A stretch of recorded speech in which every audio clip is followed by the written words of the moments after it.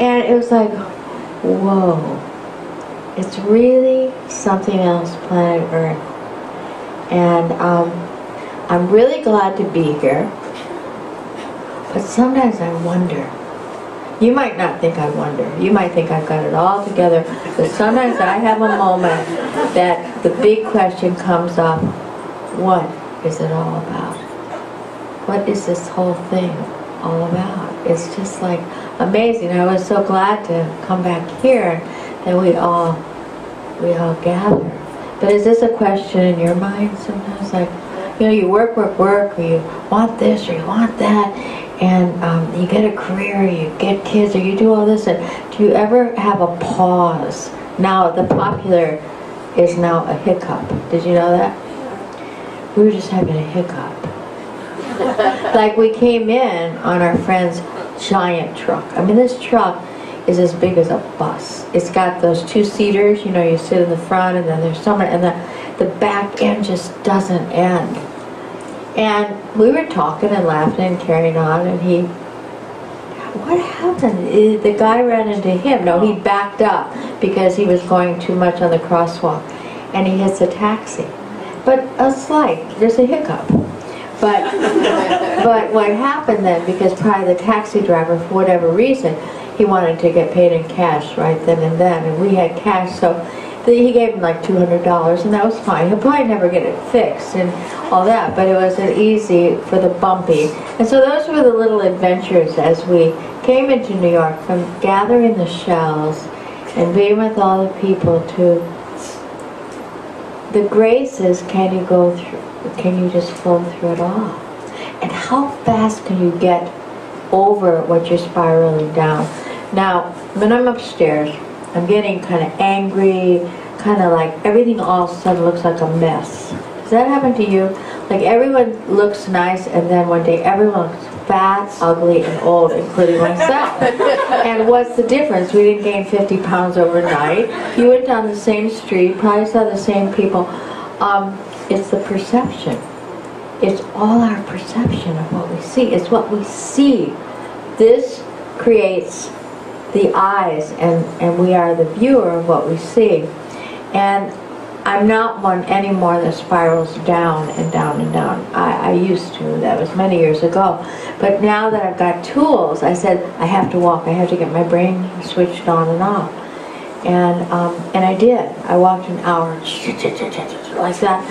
And when I got back here, even my husband just didn't look good either. And he wanted to walk with me, and I said, I want to walk by myself. But he starts walking, but then finally he went off on his own. Because you just sometimes have to like plow through the snow. Isn't that true? And get through your stuff. And when I was walking, I remember this book. And I knew the writer. It was years ago in the 60s in Big Sur. And he wrote this book, Been Down So Long, It Looks Like Up to Me. Pretty cool title of a book, huh? But you wonder sometimes. I'll tell you right now, it's dangerous to spiral down and down and down. It's not a luxury. It's not a luxury to really get depressed anymore. You don't have any support system. It's too magnetic pulled right now. Maybe in the 60s or 70s when it was more romantic to be depressed, to be really emotional, to really be like Dallas or Sex and the City girls, you know, and be up down like a roller coaster.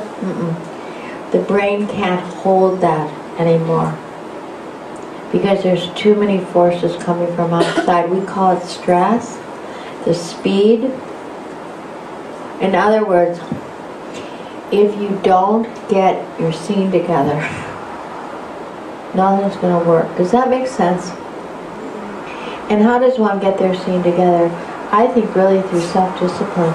And if you read any teachings in any religion, if it's Christianity, Judaism, if it's the teachings from India, from Egypt, from any place, you have to be a disciple of self. That's all discipline is. A disciple of self with a big S, which means a disciple of your own soul. if you get so far away from that, these days, I think it was easier before, it's harder to get back. There's so many obstacles that will carry you away. We got to get it together. Each one of you. You can't afford the luxury of a negative thought. That's the name of a book. Did you know that? It was written by John Rogers years ago from University of Santa Monica. He said you cannot afford the luxury of a negative thought. That means you have to fine-tooth comb your mind. And when I felt I was going down, I had an emergency 911 to call inside of myself. Get out of the building and walk. I couldn't do yoga, wasn't interested in that. I first thought a shower might help. It helped after the walk. So you have to have tools to go. Because otherwise what happens is you can spiral down and it can start looking like up. It starts looking like